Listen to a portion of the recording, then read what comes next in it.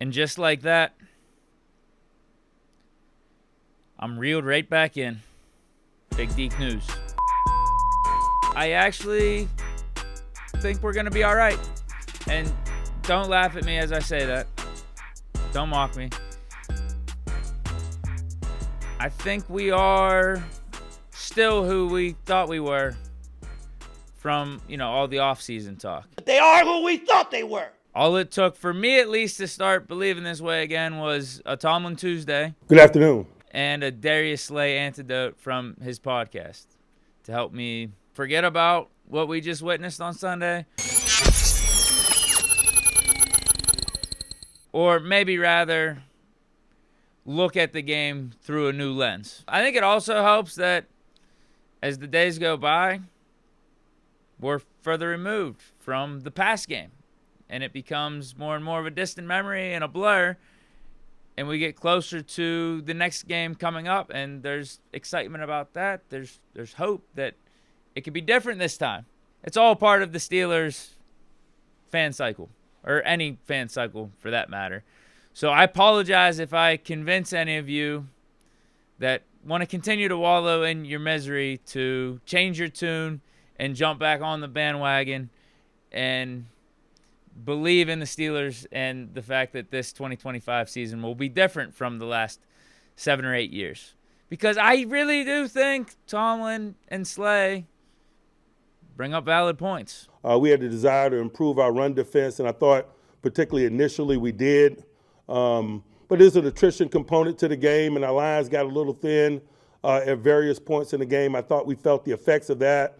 I know certainly we were somewhat limited with some of the schematics that we would like to deploy because we had some new people in there and we're relatively new to this season. What you're referring to is the communication component of it, and certainly like last week, for example, the 4 starters in our secondary were all new to us. And so it's probably more, most of my concerns are centered around that, our level of cohesion and communication, given the fact that so many guys are new to us. So I was giving my perspective of how I felt about what's needed to be a little bit, not saying a little crazy different, but just like the aspect of the game or how not to be too hard on ourselves or not, because I told them like I ain't going to bring up my last year team, because Philly, we had the same type of schedule. We had 4 weeks, then we had our bye week, and we had the same thing this year. We got our 4 game, then the bye week, and we started off the same way, 1-1, and we weren't feeling like we living up to the Philly standard. And, next thing you know, we turn around after the bye week, #1 defense in the league, Super Bowl champion. You know what I'm saying? So I told him, man, keep our composure and let's be detailed, man. Let's get more detailed than we ever been. And everybody just need to accept their role of what their role are. The injuries and the newness play a role. If we're going to bring that up for the offense, which I have, would it be fair to also bring this stuff up for the defense as a reason as to why it hasn't been playing up to par? Now, for the offense, it's less about injuries, a little bit more about newness. And the offense through 2 weeks has just flat out played better. So that's why I don't think they're getting as much heat. And rightfully so. But with the defense, a lot of injuries. So a lot of moving parts, a lot of adjustments that you got to be making on the fly, and a bunch of these players that we are interchanging in and out of the lineup are new to the team and the defensive schemes. So you got to think through the first 2 weeks, it's not going to be perfect. It's not going to be all buttoned up. Should it have been as bad as it was, though? Particularly the run defense against the Jets and the Seahawks. No, it shouldn't. And I don't know if Tomlin and Terrell Austin should be getting the benefit of the doubt as much as the offense, because Arthur Smith is only in his second year here, and he's had to deal with 3 different quarterbacks through his first season and 2 games thus far.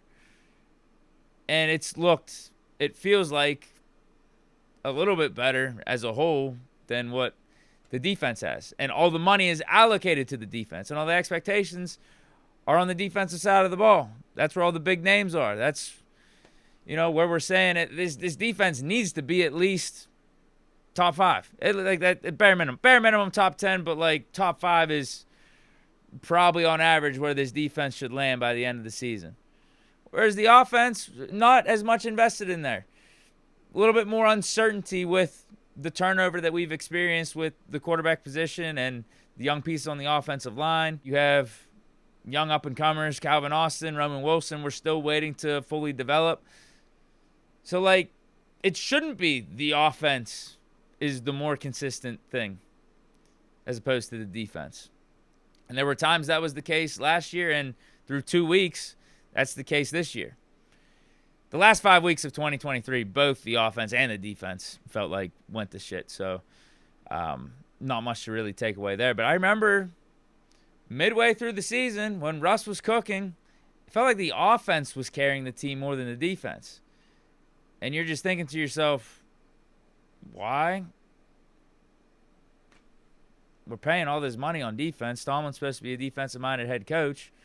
We're talking about the defense being the thing heading into 2024, and last season as being the thing that's going to be the constant and is going to help propel this team to where we need it to be, but they really didn't. And then 2025, we make all these changes.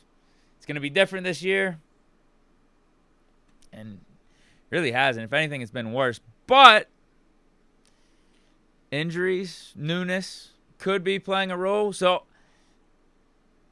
yeah, I think we got to relax. I think we got to chill a little bit. I think there's a reason to pause and have concern and wave a red flag because there's consistent themes that are popping up with these defenses no matter what personnel is there, for sure. But for this 2025 season, I think we can separate it a little bit from defenses of the past and say it's 2 weeks in, a lot of new pieces, moving parts. We got hit with a serious injury bug here early on. Can we at least give it a month, maybe 6 weeks before we cast big-time judgment on what this 2025 defense is? I think that's all I'm asking, and that's all I'm trying to think to myself. Because you do got to think, JPJ going down, that affects how we want to use Jalen Ramsey. It's the same with Deshaun Elliott. That affects how we, like, even though we have certain guys there with names, the plan going in was to have Jalen Ramsey move all over the field. And that's affected when Joey Porter Jr., a guy that you also felt was going to be on the field 100% of the time when he's out, and also Deshaun Elliott, your top safety, is out. But let's be real, our primary concern has been more on the defensive line. You got some new players there in Y.A. Black. Isaiah Loudermilk gets hurt in the middle of last game. You have to bring in Logan Lee. Keanu Benton, we're experimenting him at nose tackle. Alex Highsmith gets hurt last week. Herbig was out week 1, so our edge rotation isn't exactly what we expected going in. Now, this is all part of the job. You got to make these adjustments. You brought in these players for depth for a reason. You kept them on the 53-man roster for a reason. So on one hand, it is a little bit of coping. It's a little bit of excuse-making. But I also do think it is the truth. 2 weeks in, dealing with a lot of this stuff on the fly. We had preparations for the defense looking a certain way, to have certain players out there. And when they're not out there, you got to change. You got to make the adjustments. And the adjustments haven't fully been there through 2 weeks. But it's like, can we cut some slack, at least for this season? At least for this season. Can we just put this season in a vacuum compared to the others? Now, if it continues for the next 4 or 5 weeks, we can start pointing to schematics, coaching staff being the constant through all these defensive underperformances. No doubt about it. I just think we got to give it at least 3 or 4 more weeks. What does it look like when JPJ gets back healthy? Or even, I'll put it to you this way, what does it look like this week? Knowing who's going to be out there and who's not going to be out there. And if we can stay fully healthy on defense, what is the plan that Tomlin and Terrell Austin prepared for the guys that we do have? Because you know the Patriots, they're going to be trying to run the ball. They got Drake May, young quarterback. Not too many perimeter weapons, but have 3 solid running backs. They're looking at what the Steelers defense looked like against the Seahawks and Jets and are saying to themselves, let's try to run the ball. Let's try to help Drake May out. We're going to run it. Until the Steelers can prove that we can stop the run, that's what we're going to be facing. We're going to have to stick in that 3-4 defense. You notice that these first couple weeks, a lot of 3-4 defense, a lot of 3 interior defensive linemen with the 4 linebackers, and we're still struggling. So until we get this thing situated, we're going to be facing a lot of that in these next 3 or 4 weeks. Should be easier opponents, but I think that's going to be their game plan, especially with us facing a Drake May, who honestly might be the best quarterback of the bunch of QBs that we're going to be facing off, because it's Drake May and then it's Carson Wentz, Joe Flacco, Jake Browning. Those teams are probably going to be trying to run the ball. Maybe not the Bengals. Bengals are still going to be slinging it out with Jake Browning. But if we can't get that shit situated against these teams, I don't know, man. Yeah, we are going to have to be pointing some fingers at the coaching staff, the schematics, and how nothing's changed. Nothing's changed at all. But let's give it a few more weeks. Let's give it a few more weeks before we put the nail in the coffin on not only the Steelers defense, but the season as a whole. Because what Slay is saying is true, too. The Eagles were looking sketchy first 4 weeks of last season. They were 2-2. Everyone was calling for Sirianni's job. They were saying they should bring in Belichick to replace him. Sirianni's lost the locker room. He has no control. He's incompetent as a coach. Mass hysteria over there in Philly. And you saw what happened. They stuck with it, stuck with it to an extent, but also made certain adjustments on offense and defense, and they were on their way. So can we give this Steelers team that grace at all? Just a little bit. Just 2 weeks into the season. Now, if it stays the same and we're still getting cooked and we're in the middle of October, end of October, then yes, panic mode. But for changes that could be made immediately, changes, adjustments, we could try to do heading into week 3 from a defensive standpoint. I don't know if they're necessarily guaranteed going to make a difference or be for the positive, but what do they say? If it ain't broke, don't fix it. But what about if it is broke, fix it? Don't be doing the same shit and expect different results. I think there are some things we could at least try on defense. Whereas on offense, I think there are some simple, quick fixes that we pointed out. One was trade for an extra receiver or trade for another running back to complement Jalen Moore. That's not happening anytime soon. But simply catching the ball will help. And getting the communication right between Rodgers and his weapons. That'll help us try to avoid the interception down in the red zone. Defense, again, we could try some things. I don't know if it's necessarily going to guarantee anything. Getting healthy should help. But don't get me wrong, even though I was spinning things in a positive direction on the first half of this show and why we should give the defense time, there is a case that time and health and whatever changes we can make going into week 3 isn't going to be the difference. That we might just be where we're at because of coaching staff and schematic limitations. That could very well be the case, but we need to try new stuff. We should. With what we got going into week 3, with what our roster and what our depth chart looks like, there's little tweaks we can make, and the suggestions I'm throwing out there right here have been mentioned by some people over the last couple of days, and I think they're good ideas. So I'm going to bring them up here on the show, and that is get Keanu Benton out of the primary nose tackle position and get Y.A. Black there. I think the Keanu Benton experiment at nose tackle is failing, and since it's failing, just don't keep doing it. Don't just keep putting it out there and running your head into a wall thinking that just because we keep doing it, things are going to change. No. Try something different. And Y.A. Black is a more prototypical nose tackle because of his size. Keanu Benton, I don't blame us for trying it because of his talent, second-round pick, but he's a little bit more of a finesse player. And if we're going to be facing these offenses that are going to be in heavy personnel and going to be trying to run the ball like the Jets and the Seahawks have been, we're going to need to get a guy that can clog up the lanes in the middle a little bit better than Keanu Benton. And Y.A. Black, again, no guarantee that he could do it on a consistent basis in a bigger role, but we got to give it a chance at this point. You have to, because we're going to be putting out those 3-4 defenses against these offenses until we can prove that we can stop the run. Because that's the sad part of this. The matter here is we're putting some heavy personnel out there on defense and still not getting it done.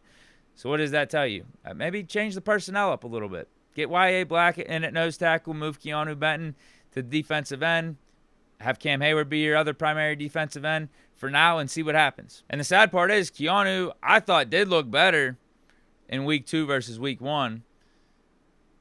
But as you saw, it still wasn't enough because too many times he looked outmanned. He was getting blown off the line of scrimmage, even though he did make a nice play or two. But I think that was more consistent. The underperformance and getting out physical was more prevalent than the good plays from Keanu. And Y.A. Black got some snaps in there at nose tackle and seemed to do a little bit better. Something we at least got to think about and I think got to try. The other one is get Cole Holcomb some snaps at inside linebacker. I feel like Patrick Queen and Peyton Wilson are more athletic. They're the more hyped guys, faster. But that doesn't necessarily make you a better run-stopping inside linebacker or even a better all-around inside linebacker for that matter. Because in terms of trying to stop the run, you got to worry about reads, you got to worry about finding the right lanes, and you got to worry about being a physical presence. And we saw a fullback for the Seahawks block both Peyton Wilson and Patrick Queen last week. Can't have that. Every time Cole Hogan's been out there and healthy, like he's been good in stopping the run, and he's been a net positive in pass coverage. The problem is we haven't seen him in that role for about like a year and a half because of that devastating injury from 2023. But if the inside linebackers and the front seven keeps looking like this, then I'm not opposed to making these type of changes, getting Cole Holcomb in there, getting him some more snaps, getting a Y.A. Black, be basically our starting nose tackle until Derek Harmon gets healthy. What other options do we have? Seriously, what other options? Now, some of this may just go back to things we can't control now, but the last 2 or 3 years, 4 years of development of these guys on the defensive line. Are we sure that we're doing the right things from a coaching standpoint? Like, why do we only have one sure thing on the defensive line, even though we've invested a lot of draft picks there? Even though they're not all high draft picks. Keanu Benton, though, a second-round pick. But now you're wondering to yourself, with seeing him, why has he gotten worse after his rookie year? And maybe part of that is he's playing out of position. We're asking him to do the wrong things. But DeMarvin Leal, a third-round pick, why hasn't he developed? Logan Lee, he was hurt last year, but Loudermilk's been on the roster for how long? And seems like he's been status quo for his first 4 or 5 seasons. Just the same. Has he improved at all? Y.A. Black, he's a rookie, so not much you could do about anything there in terms of pass development over the last 2-3 years. Same thing with Derek Harmon. But do we have faith that we're going to get them in the right scheme, the right system, and be able to get these guys to reach their potential? How much faith do we have in that after looking at what our defensive line has been over the last 4 or 5 years and seeing guys like Kevin Dotson, who we've played out of position, go on and flourish elsewhere? So that's another thing with all this. And I think we could start really having those conversations, again, midway through this season if things don't improve. Right now, we just got to wait and see. We do. But I think these concerns, these question marks are very prevalent and are worth talking about. But we still got to see this season through. That's all I'm saying. Give it time. Give it 4 or 5 weeks, 6 weeks, and then we'll see what it looks like then. But that's it for today's edition of Big Deke News. Let me know your thoughts down in the comments. Stay chilling. Peace.